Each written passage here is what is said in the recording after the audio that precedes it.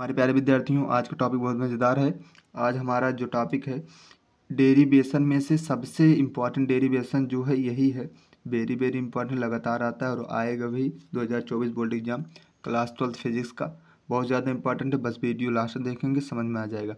एक समान चुंबकीय क्षेत्र में कुंडली को घुमाने पर उसके सिरों पर उत्पन्न विद्युत वाहक बल बहुत ज़्यादा इंपॉर्टेंट है। हमने एक चित्र बनाया, इस चित्र को थोड़ा समझने की कोशिश करेंगे। देखिए, ये जो है समान चुंबकीय क्षेत्र भी है, जो ये लाइन खींची गया है। और देखिए, जहाँ पर ये एक आयताकार कुंडली हमने माना है, जो कि उसकी जो है पी क्यू आर एस, फेरों की संख्या हमने एन मान लिया है। फेरों की संख्या एन है, सॉरी एन है। और जो ये छड़ है टी, जो छड़ है वो थीटा कोण देखिए बना रहा है, ये थीटा कोण बना रहा है।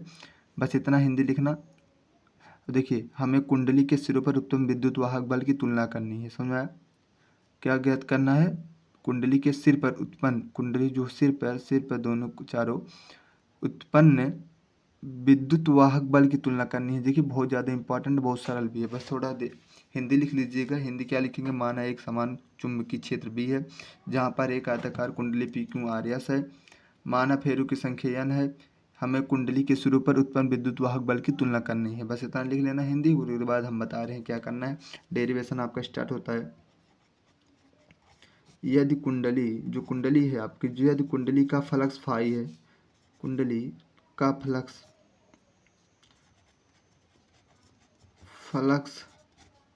फाई है, तो फाई बराबर आपका होता है बी ए काश थीटा। क्या होता है? बी ए बराबर काश थीटा, फाई बराबर, अब यहाँ से आपका काश थीटा, एक आगे एक सूत्र पढ़े होंगे, ओमेगा बराबर थीटा बाई टी होता है, आप सब पढ़े होंगे। तो चूंकि अगर हम थीटा का मान निकालना चाहें, थीटा बराबर हो जाएगा ओमेगा इंटू टी। समझ में आया? थीटा का मान हम निकालें, ओमेगा इंटू टी होगा। यही थीटा के स्थान पर ओमेगा इंटू टी रख लीजिए। बी ए काश ओमेगा इंटू टी, देखिए थीटा का स्थान पर हमने ओमेगा इंटू टी रख दिए। इसको हम समीकरण अगर मानना चाहें तो एक मान सकते हैं, या फिर रहने दीजिए। समझ में आया? अब इसी को हम चाहें टी, देखिए यहाँ पर ओमेगा टी है, तो मतलब टी के साथ साथ हमें अवकलन कराना है दोनों तरफ, दोनों पक्षों में, या फिर दोनों तरफ टी के सापेक्ष अवकलन करने पर, अवकलन करने पर बहुत ज़्यादा इंपॉर्टेंट है। सिर्फ ध्यान देखते रहिए। बस यहीं पर आप कंफ्यूज होते हैं, जो बता रहे हैं इतना तो कर लेंगे, लेकिन ये कंफ्यूज होंगे। बहुत सरल है। देखिए, दोनों तरफ हमको टी के सापेक्ष अवकलन करना, मतलब डी बाई डी टी। अब फाई लिख लीजिए, अभी नहीं कर रहे हैं, समझना, डी बाई डी टी। अब बी ए कॉस ओमेगा इंटू टी। देखिए, अब यही से हमको अवकलन करना है, बहुत सरल है, बस थोड़ा देखते हैं। देखिए, इसका करेंगे तो हो जाएगा d phi by d t हो जाएगा बराबर। अब इसका करेंगे तो देखिए, बी ए जो है हमारा कांस्टेंट है, तो ये बाहर निकल जाएगा, बचेगा काश ओमेगा टी। अब देखिए, काश थीटा होता है, काश थीटा होता है, लेकिन थीटा का स्थान पर हमारा क्या है? ओमेगा टी है, तो मतलब बचेगा हमारा डी बाई डी टी। काश बचेगा ओमेगा टी, थीटा का स्थान पर ओमेगा टी है, तो ओमेगा टी हमारा बचा। अब इसको अगर हम लोग हल करें, बी तो ये कांस्टेंट है, लिख लीजिए। अब काश ओमेगा टी का हो जाएगा माइनस साइन ओमेगा टी। क्या? माइनस, लिखें माइनस साइन ओमेगा टी। समझ में आया? अब फिर से, अब हमारा काश का तो हुआ, लेकिन अभी बचा है ओमेगा टी। अब ओमेगा का अवकलन कराएंगे तो हमारा क्या बचेगा? ओमेगा ही बचेगा। और टी का अवकलन कराएंगे टी के सापेक्ष, तो हमारा एक हो जाए, मतलब खत्म कहानी, सब बचा हमारा ओमेगा। अब इसी को फिर से देखें, थोड़ा मैं इसको हम सरल रूप में लिखें, तो जो बी ए है, बी ओ को ऐसे कर लीजिए, ओमेगा को आगे कर लीजिए, और ओमेगा अगर आगे करना चाहिए ओमेगा आगे कर लीजिए, माइनस आगे है तो माइनस यहाँ लगा लीजिए, साइन ओमेगा टी। इस तरह भी लिख सकते हैं, बस आगे पीछे कर दिए, समझा? D phi by d t, हमारा d phi by d t हमारा देखिए निकल के आया। यही बहुत सरल है। अब इसी को हम मान लें समीकरण, या फिर एक या दो, कुछ मान लीजिए, एक मान लीजिए। अब देखिए, यदि कुंडली में उत्पन्न विद्युत वाहक बल है, जो हम कुंडली लिए हैं उसका विद्युत वाहक बल का तुलना करना था हमको, तो उसमें विद्युत वाहक बल का सूत्र आपको पता होना चाहिए। यदि कुंडली का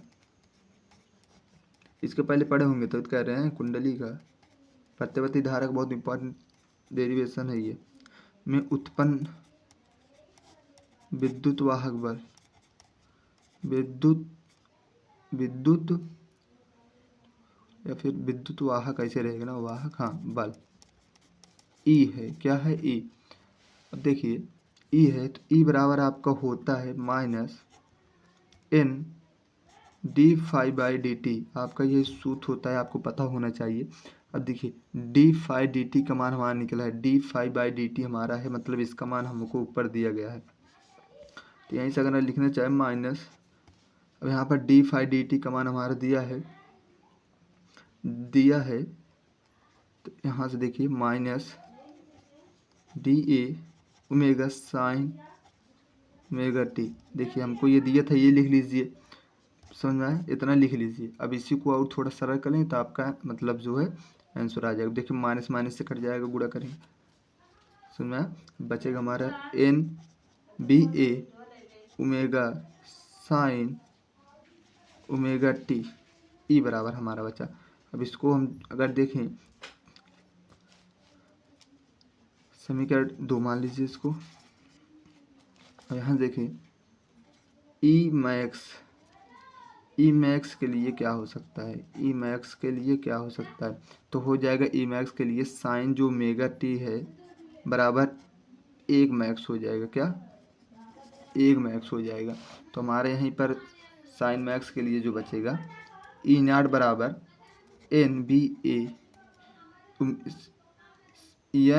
ओमेगा बचेगा, क्योंकि साइन ओमेगा टी का मान 1 हो गया। तो हमारा बचा यही, देखिए आपका जो है सूत्र प्राप्त हो गया।